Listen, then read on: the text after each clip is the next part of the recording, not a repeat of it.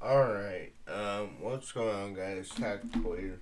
I have a fun one for today. We're going to be going over Jorge Masvidal and Nate Diaz's rematch in boxing. Uh, a little bit of the business side of it. Why did it happen in January, and why I think this is an absolute genius move on both of their parts. Massive money fight, massive headlines.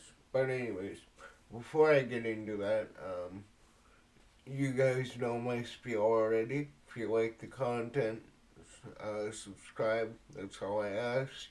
If you're inclined to leave a like and turn on that bell, that also helps me too. I don't have sponsors yet. I don't have anything cool, so that's really the only way for me to maybe get this thing monetized. But I really don't care if I do or don't. I'm just doing this because I love sports. I love MMA. I love football, hockey, all of them.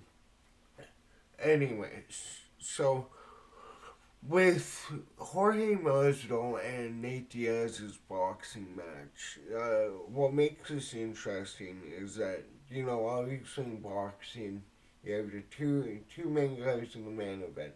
Usually, they take up majority of the budget when it comes to making a fight. Uh, Somewhere around like 35-40%, maybe even more usually, depending on how many fights are on the undercard. Um, but with Jorge Masvidal and Nate Diaz, obviously they have the BMF title at UFC 244, in which Jorge won by doctor stoppage in the third round, if I'm remembering correctly. Um, we all know Nate Diaz is unkillable. I don't even think a bullet could kill that man. He'd probably just walk right up towards it and laugh. Anyways, I also want to say this too. I'm a huge fan of both of these guys. Jorge Masvidal has done a lot of stupid shit lately, though, which I don't like. However, the guy is a beast. He's a veteran of the sport. He was in those backyard fights, the Kimbo Slice.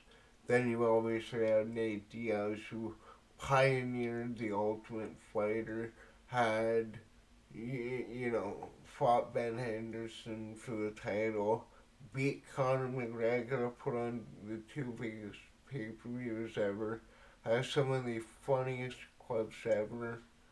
Um, yeah, but where I think this fight will be much different than any other boxing gimmick fight we've had is that obviously match already happened, like I said, but Gamebred owns his own fight promotion. Gamebred Promotions, Gamebred Boxing. He himself is a promoter. He's learned the ropes that Dana, that Scott Coker, that whoever runs PFL and ONE FC, I forgot their names, live by. Um, where I think he could potentially be, maybe not on the level, but definitely a favorable competition, is that him being a fighter, him being a fight promoter as a fighter, gives him the ability to direct his fighters on the undercard what to do, what to say. That doesn't necessarily mean they're going to listen to him because everybody's ignorant, including yours truly. But if they are able to set this undercard up with, you know, some interesting fights, maybe even a ranked boxing match between contenders that absolutely no one knows anything about, because boxing has been dead for years outside of gimmick fights. And the top guys, obviously. I'm not gonna take anything against, Tyson Fury, Ryan Garcia, Devin Haney, Tommy Fury, Lomachenko, like guys like that. However, there's only a handful of guys in boxing that understand you can't just walk in there and fight. You have to create the headlines. You have to use social media. You have to be your own promoter if you want to make money, if you want to climb the ranks, you want to win a title. Conor McGregor says it best. Like, you, you need gold on your shoulder to really send a message. And you also need to know the business side of this. Khabib never understood that. Obviously, in that fight, Khabib, he was beating the shit out of him. And he said, let's talk down, let's talk down. Like, I think Khabib later on understood what Conor was doing. And from what I've seen, him and Conor are best friends. Like, behind the scenes, they are buddy buddy. And even before the fight, they had tons of admiration.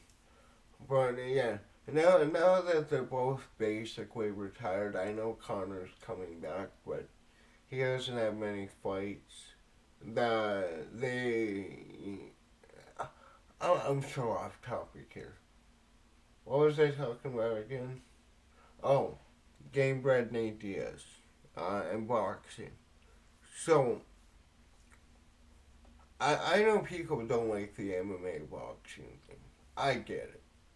Most of the time it's done wrong, and it's Jake Paul knocking out UFC champions and MMA champions and all this stuff.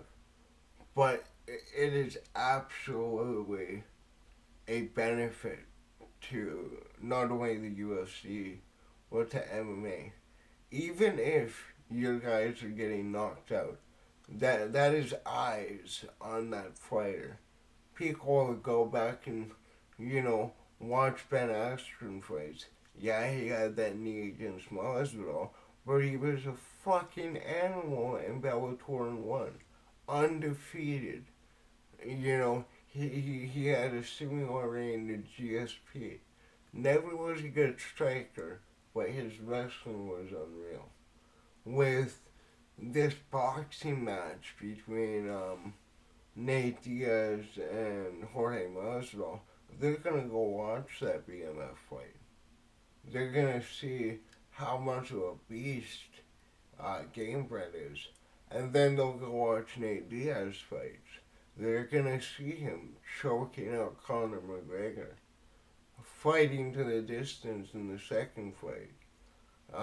They may even find his Ultimate Fighter clips, which are hilarious. Like, it is a net positive when you really look at it for MMA fighters to go into boxing, whether you like it or not.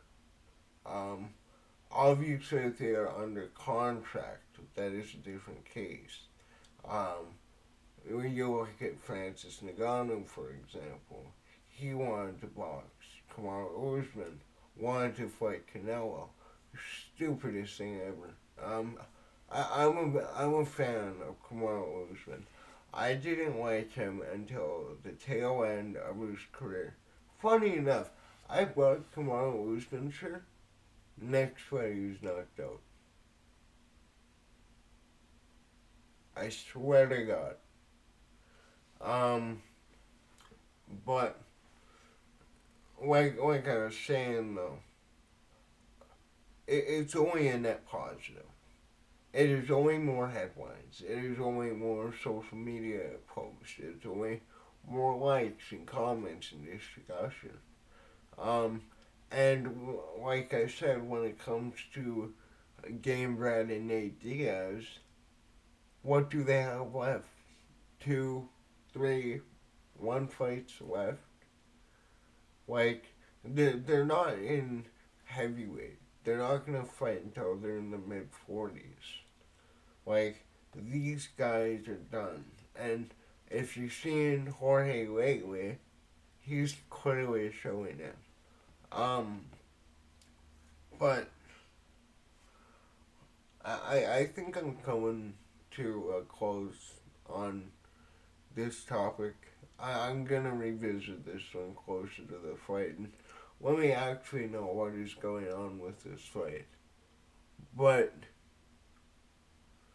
dude, like, I hope nothing but the best for these guys.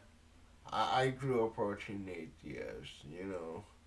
I didn't know who Jorge was until, um, he had his come up because that was he came into the UFC at the time when I kind of stopped watching. Mainly because Brock Lesnar and Rampage Jackson were prominent. Those are my guys then. But Jorge, you look at his fight with Eve Edwards, Ben Askren, obviously, Darren Till, all of these high level fighters, he was able to stop. And you look at Nate Diaz, he's been in there with a who's who of lightweights and welterweights, Him and his brother really pioneered the sport. And he is absolutely a Hall of Famer. I watched a short the other day where there's like these two guys on a podcast going over, which fighters are Hall of Famers. Korean Zombie is a Hall of Famer, but Nate fucking Diaz isn't. The guy that built the Ultimate Fighter, the guy that fought Benson Henderson for the title, the guy that beat the biggest draw in the sport, and then went the distance with the biggest draw in the sport. You are fucking delusional if you don't think both Nate Diaz and Nick Diaz are not going into the Hall of Famers as pioneers of the sport. Without the Diaz brothers, you don't have any of the fighters you have now. You don't have the promotion skill that fighters have now. But anyways, if anyone wants to argue with me in the comments that both of the Diaz are Hall of Famers, I will fucking scorch your ass. Dude, they are absolute legends.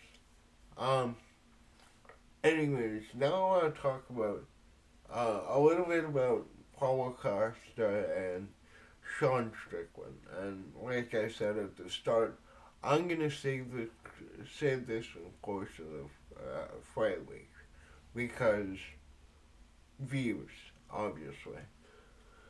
But it's very telling to me that um, they didn't give Sean the rematch, even though, in my opinion, he won that fight. In a lot of people's opinion, he won that fight. Um, he was the biggest star in the UFC for a hot minute. Um, he absolutely fucking masterclassed Israel Adesanya, who is potentially one of the greatest middleweights of all time. Nowhere near Anderson Silva. Don't come at me with that bullshit. Anderson Silva is the GOAT at middleweight. And I would argue, nah, John Jones had a better run than him.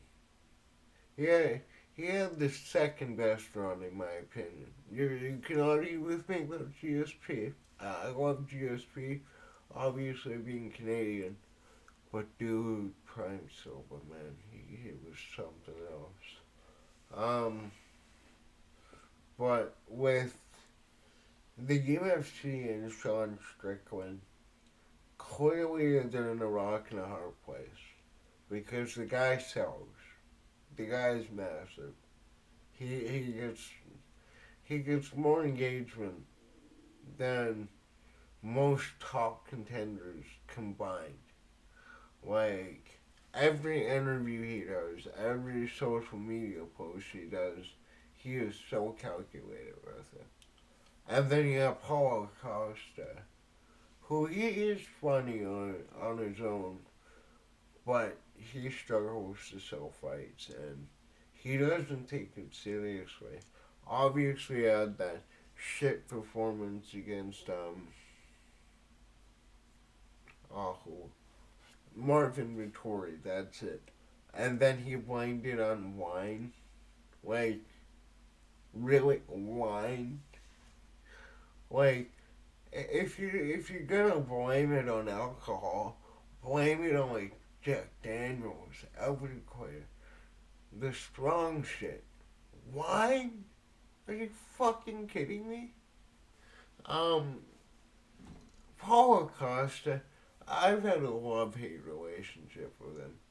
Um, obviously he's a phenomenal fighter, but he's just one of those guys that has never taken this sport seriously.